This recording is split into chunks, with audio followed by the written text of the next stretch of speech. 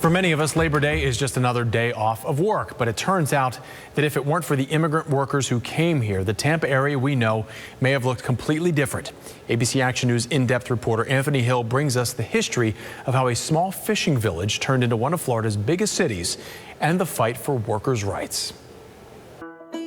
The whole story has to do with the Cuban cigar industry. The year is 1886. Tampa was a fishing village of maybe 750 people. And some of the major cigar manufacturers were anxious to relocate their cigar industries, their big cigar factories, to somewhere in the United States. The import tariff on a Cuban cigar was considered very expensive, while just the tobacco leaves were not. So there was an economic advantage to actually making the cigars in the United States.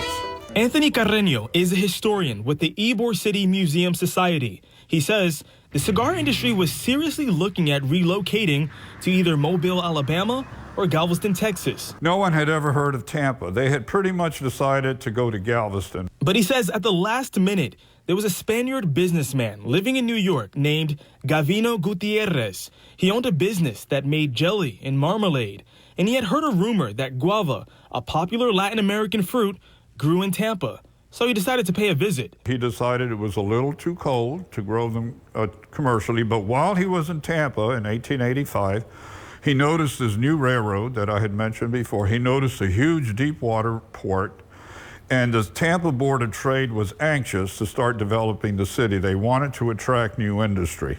After no luck in the Bay Area, he visited his friend, Vicente Martinez Ybor, in Key West, who was one of the major cigar manufacturers in Havana, who had a factory in Key West as well.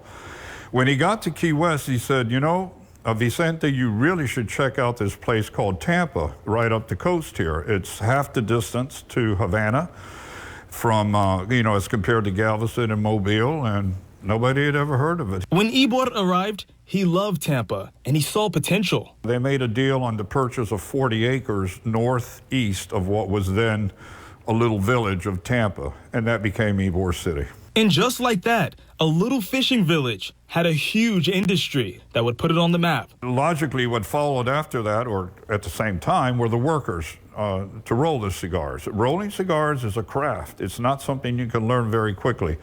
So hundreds of experienced, primarily Cuban cigar rollers accompanied the relocation of the factories from Key West and then ultimately Havana, followed closely by Spaniards, and a little bit later the Sicilians began to come in. He says the growth was incredibly fast, making Tampa a boomtown. By 1910, 1915, Tampa peaked with almost 300 cigar factories.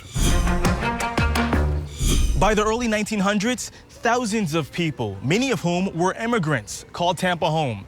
And with the increase in industry came the collective consciousness of workers' rights and eventually unions. The South in general was defiantly against unions. Dr. Gary Mormino, Professor Emeritus of History at USF. They understand the value of their work.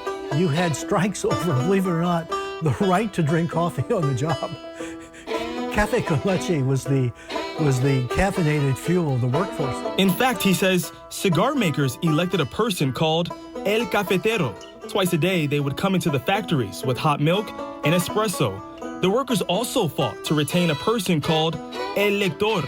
During their shift, El Lector would read literature and newspapers aloud. And ultimately, management figured, well, if it makes them happy and if they're more energized, and there's nothing we can do about it.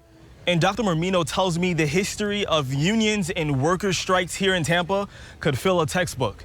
And look at this exclusive video that ABC Action News has obtained.